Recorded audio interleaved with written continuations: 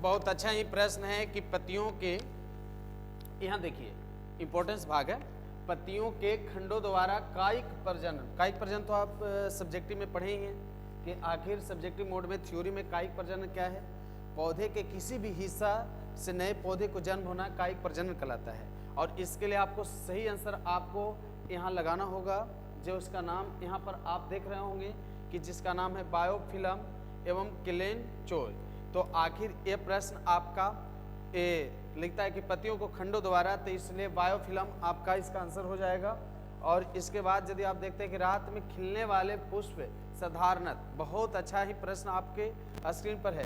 तो रात्रि में जो खिलने वाले फूल होंगे वो छोटे आकार के ही होंगे। तो रात्रि में जो खिलने वाले फूल होते हैं वो बिल्कुल छोटे होते हैं। और इसके लिए आपको सही आंसर बी पर आपको कमांड करना होगा और इसका सही आंसर बी हो जाता है। आगे का प्रश्न है आपका कि आखिर ये क्या है, उभयलिंगी प्राणी। हाँ, बहुत अच्छा प्रश्न यहाँ पर, इसको भी आप मान लीजिए। उभयलिंगी, उभयलिंगी किसको कहते हैं? मेल और फीमेल जेनिटल ऑर्गन, यानी एक ही बॉडी में हो। तो मेल और फीमेल जब एक ही बॉडी में होगा तो यहाँ पर जो प्रजनन होगा उस प्रजनन को आप क्या, यानी देखिएगा उभयलिंगी प्राणी किस तरह से होता है। तो एक ही प्रजाति में दोनों हो, मेल और फीमेल दोनों हो, तो प्रजनन तो ऑटोमेटिक है कि खुद कर लेगा। तो यह स्थिति जानते हैं किस में है? आपको केचुआ में। तो आप जो यहाँ 28 नंबर का जो आप आंसर नोट करेंगे तो केचुआ का नोट करिएगा। और इसके बाद स्क्रीन पर आ गया कि निम्न में, तो यहाँ देखिए निम्न में से कौन द्विगुणी संरचना, ये तो आप अपने से आंसर बना दीजिएगा। इसके लिए कहना ही नहीं कि आपको इसके लिए क्या करने की जरूरत होगी, है ना। द्विगुणी संरचना आपको तैयार करना है। तो इसके लिए आपको सही आंसर चुनिए, चुन लिए आप लोग, सही आपने चुना है। तो यहाँ पर आपका सही आंसर जुगमनज हो जाएगा। तो द्विगुणित जो है ना, जिसमें क्रोमोसोम की संख्या दुगनी हो जाती है, समझे। इसके बाद आपको ये जानना होगा कि जन्म से लेकर प्राकृतिक मृत्यु के बीच के अवस्था को क्या कहते हैं। तो आप आराम से इसको निकाल सकते हैं। इसे बताइए, जीवन काल कहते हैं, लाइफ स्पान कहते हैं। इस पर क्या ज़्यादा देर टाइम देना है, ये तो आराम से आपको आ गया होगा। और इसके बाद आपको ये देखना है कि आकार की तथा आनुवांशिकी रूप से समान होते हैं। ये आपको रिप्रोडक्शन का मूल आपका बताइए भाग है। और खास करके आप ये देखिएगा कि जो होते हैं हर एक तरह से जो समान होते हैं, जनकों से जन्म लिया संतान, और हर एक तरह से वो समान दिखेगा। तो इसको आप अच्छे से पढ़े होंगे, उसे क्लोन कहते हैं। तो इसका सही आंसर आपका ए हो जाएगा। तो 31 का सही आंसर आपको ए हो गया। इसके बाद आप 32 नंबर पर जब आप कमांड करिएगा, तो 32 नंबर पर आपको कमांड करने की बात है कि अमीबा में प्रजनन किस प्रकार होता है। अब जब अमीबा में प्रजनन की जब बात करेंगे तो किस प्रकार से होता है, आपको ये देखना है कि अमीबा में प्रजनन की कौन सी विधि सर्वोत्तम विधि है। तो अमीबा में जो प्रजनन होगा वो आपको अच्छे से टिक लगाना होगा कि अमीबा में उसका केंद्रक का विभाजन होता है। और इसके लिए डी आपका सही आंसर हो जाएगा। तो आप यहाँ पर भी यदि डी मारे हैं तो आपका सही हो जाएगा। तो यहाँ पर आपने देखा कि कौन सी प्रश्न होगा, डी 32, और 32 का सही आंसर क्या होगा, डी होगा। चलिए 33 आपको चलना है, आगे स्क्रीन पर है। तो 33 और आपके इसके लिए चलना होगा लेकर के प्रश्नों को। 33 नंबर को आपको जानना होगा कि आखिर 33 में कौन होगा, है ना। तो 33 में जो होगा उसको आप लोग अच्छे से याद कर लीजिएगा कि 33 में कौन प्रश्न, 33 में कौन सा आंसर होना सुनिश्चित होगा। तो इसलिए आप लोग को ये देखना होगा कि पेनिसिलियम में प्रजनन होता है। बहुत अच्छा ही प्रश्न है, पेनिसिलियम में। तो पेनिसिलियम की जब बात है तो पेनिसिलियम में क्या होती है, इसको थोड़ा सा ध्यान देना है पेनिसिलियम को। तो पेनिसिलियम को ध्यान देना है। तो आप इसके लिए सही आंसर को चयन कर लीजिए और सही आंसर आपको इसके लिए स्पष्ट करना होगा। सही आंसर चुनिए आप लोग, सही आंसर को रेडी करना होगा। नहीं तो इस तरह से नंबरिंग से ये स्पष्ट कर देना है कि आखिर ऐसी स्थिति में जो 33 है हम आप लोग को मौका देते हैं और स्क्रीन पर आप देख सकते हैं ना। तो देखिए जल्दी, हाँ चलिए, कोनिडिया, बहुत अच्छा आंसर आया है आपका, कोनिडिया आया है। और इसके लिए आप लोग को गौर करना होगा, समझना भी होगा। और ये देखना है 33 का आपको देखना है मासिक चक्र। चलिए 34 नंबर आ गया, मासिक चक्र बंदर में भी, कपि में और मानव में तो सही आंसर आपका डी हो जाएगा, कहीं किसी तरह का कोई दिक्कत नहीं होगी।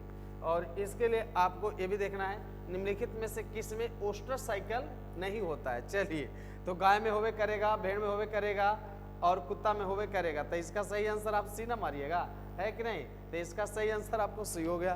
कितना अच्छे ढंग से आप फटाफट आंसर रेडी कर रहे हैं और यह आपके लिए मौका दे रहा है कि नहीं। तो अब यहाँ पर देखिए, आपने अब तक यानी 10 प्रश्न सोल्व कर चुके हैं और इसके बाद आप देखिएगा निम्नलिखित में कौन द्विलिंगी नहीं है। चलिए, आखिर द्विलिंगी आपको बताइए, जोंक है ये है, स्पंज है ये है, फीता कृमि है ये है, क्या कहता है निम्नलिखित में कौन द्विलिंगी नहीं है। तो द्विलिंगी किसे कहते हैं आपको पता होना चाहिए, जिसमें नर और मादा एक ही में हो। तो जिसमें नर और मादा एक ही में उसको छोड़ दीजिए और अलग अलग हो उसको मार दीजिए, तो कुत्ता इसका सही आंसर हो गया। इसके बाद आपको ये चलना है लेकर के टॉपिक, आराम से आपको इस पर भी ध्यान देने की जरूरत होगी। निम्नलिखित में से किसमें युग्मक स्थानांतरण के लिए जल की आवश्यकता नहीं है। देखिए यहाँ पर प्रश्न है, नहीं की बात कर रहा है। निम्नलिखित में किसमें युग्मक का स्थानांतरण, महत्वपूर्ण रूप से यहाँ इससे देखिएगा कि इसमें आखिर कौन है, उस पर फोकस आपको करना है कि नहीं। तो इसमें आपको ये देखना है किसको आपको समझना होगा। शैवाल बिल्कुल उसमें ब्रायोफाइटा हो जाएगा, टेरिडोफाइटा उच्च वर्गीय पौधे होते हैं। तो यहाँ पर सही आंसर आपका हो जाएगा क्या, सी हो जाएगा। 37 का सी हो जाता है। उसके बाद आपको 38 नंबर प्रश्न पर आप जब विश्वास करिएगा, 38 नंबर प्रश्न पर जब आपको चलना होगा तो लेकर के चलना होगा कि आखिर 38 नंबर पर विश्वास करिए कि 38 में क्या, भ्रूण के विकास की क्रिया को क्या कहते हैं, भ्रूण के विकास की क्रिया को क्या कहते हैं। चलिए, भ्रूण के विकास को क्या कहते हैं। हाँ, भ्रूण के विकास की क्रिया को आपको चुनना है कि भ्रूण के विकास की क्रिया को क्या कहते हैं। तो भ्रूण के विकास की क्रिया को क्या कहते हैं, इसलिए आपको ये चुनना है। यहाँ पर सही आंसर एम्ब्रियोजेनेसिस, भ्रूणोद्भव कहलाता है, भ्रूणोद्भव कहलाता है। सही आंसर आपको एम्ब्रियोजेनेसिस हो जाएगा। इसके बाद आपको ये चलना है, तो इसमें देखिएगा, इसमें गौर करिएगा तो आ जाएगा, यानी युग्मक के संचयन को कहते हैं। चलिए, युग्मक के संचयन क्या कहलाएगा, तो युग्मक के संचयन को आपको चुनना है। जल्दी चुनिए, आपका इसमें बताइए समय जा रहा है। युग्मक जब जमा होगा तब उसको किस नाम से जानेंगे, उसको यानी ध्यान रखिएगा। तो आप परागन, युग्मक का संचयन नहीं। उसके बाद बताइए स्पोरोजेनेसिस, ये भी नहीं। पार्थेनोजेनेसिस, ये तो बताइए फल बनने के बाद है। सिनगैमी, अब इसका आंसर आपको बी बनाना होगा। और इसके बाद आपका सही आंसर चुनिएगा, इसमें से कौन एक लिंगी नहीं है। एक लिंगी की बात किया जा रहा है, एक लिंगी नहीं है। तेलचट्टा एक लिंगी है, कुत्ता एक लिंगी है, गाय एक लिंगी है। तो इसमें जो डी बच गया, जो बच जाना, पहले देखिए, पहले आप ऑब्जेक्टिव जब बनाइएगा तो पहले गलत को ढूंढिएगा और गलत को ढूंढिएगा तो फिर आप आगे अवश्य बढ़ जाइएगा। इसके बाद आपको ये देखना है कि मानव युग्मक में गुणसूत्र की संख्या, इसके लिए क्या कहना है आप तो जान सकते हैं। गुणसूत्र मानव युग्मक, युग्मनज में नहीं, मिस्टेक कर जाइएगा। युग्मनज में आप 46 मारिएगा, युग्मक में उसका आधा मारिएगा, यानी 23, क्योंकि युग्मक पूछा है। तो सबसे इंपॉर्टेंस यहाँ पर देखना है कि युग्मक में गुणसूत्रों की संख्या आपने देखा। इसके बाद देखिएगा कि इसमें आंतरिक निषेचन होता है, इसको आपको ढूंढना है। आप बताइए, मछली में, उभयचर में, शैवाल में, आवृत बीजी में। हाँ, आवृत बीजी लीजिएगा। मछली में बताइए बाह्य निषेचन होती है, उभयचर उसी तरह से ज्वाला स्थल में रहने वाले जीव हैं, है नहीं। तो इस तरह से आपको ये चलना होगा। और इसके बाद आप गौर करिएगा तो ये जो आगे होगा कि निषेचन तक की क्रिया में ओविल विकसित होकर बीज बनता है, जबकि कार्पेल से क्या विकसित होता है, ये वाला आपको चुनना है कि नहीं। पेरिस्पर्म, ये बाहर का, ये पेरिस्पर्म है, ये भी नहीं होगा। पेरिकार्प बाहर के रचना है। टेस्टा, टेस्टा तो भोजन उपलब्ध करवाता है। तो यहाँ पर बताया है कि जबकि कार्पेल, कार्पेल जो होता है वो कोपल होता है। वह बताइए फल का गुदेदार भाग छिलके के रूप में होता है, इसलिए इसका सही आंसर डी होगा, इसमें से कुछ नहीं बनाएगा। इसके बाद आपको है अगला, निम्नलिखित में कौन अंडज नहीं है। चलिए, अंडज जीव नहीं है उसको चुनना है, जो अंडा देने वाले नहीं है उसको चुनना है। जल्दी से आप लोग चुनिएगा। जल्दी जल्दी चुनिए और इसका सही आंसर को ढूंढिए, जल्दी जल्दी चुनिए कि इसमें कौन होगा, इसमें आप लोग को गौर करना होगा। चलिए चलिए, सही आंसर आपका घड़ियाल, मुर्गी। सर अंडज नहीं, अंडा देने वाले बच्चा को जन्म देने वाले हैं तो मानव हो जाएंगे। और इसके बाद आपको एक गौर करना है कि जो इनमें किसमें केवल एक बार अपने जीवन काल में पुष्प खिलते हैं। चलिए इसमें सही आंसर आपका हो जाएगा बांस, तो सही आंसर बांस हो जाएगा। और बांस आपने भी मारा है तो आपको यह देता है मौका। ये तो अगले दिन भी हमने अगले क्लास में भी लिया था। निम्नलिखित में से कि इसमें 12 वर्ष में सिर्फ एक बार पुष्प खिलते हैं। लो, बहुत अच्छा प्रश्न हो गया है आपको। चुनिए इसमें, आखिर बताइए, इसमें सूरजमुखी नहीं, पीपल नहीं, नीम नहीं, तेनीला करेंजी। देख नहीं वाला पहले चुनिएगा, जब भी आपको सही बनाना है तो आप ना वाला को पहले चुनिए, उसके बाद सही मिल जाएगा। ठीक है, परकंद का एक उदाहरण है। चलिए परकंद का एक उदाहरण, परकंद का एक उदाहरण चुनिए। इसमें से कौन होगा? लहसुन होगा, नींबू होगा, अदरक होगा। चलिए चलिए जल्दी जल्दी चुनिए, जल्दी चुनिए चुनिए। अदरक होगा, सही सुने हैं आपने, अदरक सही समझे हैं। रिप्रोडक्शन में सब मिल जाएगा आपको जब थ्योरी आप पढ़ाई किया है। इसके बाद कलिका रोपण उदाहरण है, 48 की बात है। चलिए जल्दी जल्दी, आपका इसमें चुनने की बात है और जानने की बात है। कलिका रोपण उदाहरण है, किसका है? इसको पर आप लोग को विश्वास करनी है और आगे आंसर को नोट करना है। चलिए है नहीं, कायिक जनन का बहुत अच्छा आंसर है, कायिक जनन। इसका भी सही आंसर हो गया कायिक जनन। किसी तरह का कोई दिक्कत नहीं हुई क्योंकि पेड़ पौधे के कलियों को काटकर लगाते हैं।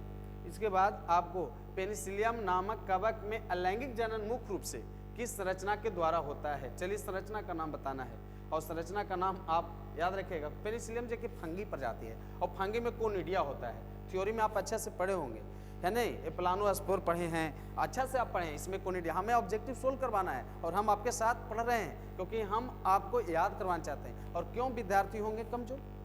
कमजोर क्यों विद्यार्थी होंगे? जब मेरे क्लास के यानी छात्र होंगे, हमसे पढ़ रहे हैं, तो कैसे वो यानी रिजल्ट नहीं लाएंगे? कमजोर बच्चे ही तो हमसे पढ़ते हैं और वो आगे अच्छे करके जाते हैं। और तेज वाले को तो करना नहीं, क्यों? तो बताइए फास्ट होते हैं। अब इसके बाद आप इनमें कौन ठहरे हुए पानी में उगकर ऑक्सीजन खींच लेता है? ले इसमें बताइए, सबसे आपको इंपॉर्टेंट बात है। आप हमें इसमें नहीं कुछ कहेंगे, आप आराम से मार सकते हैं कि इसका सही आंसर जलकुंभी हो जाएगा।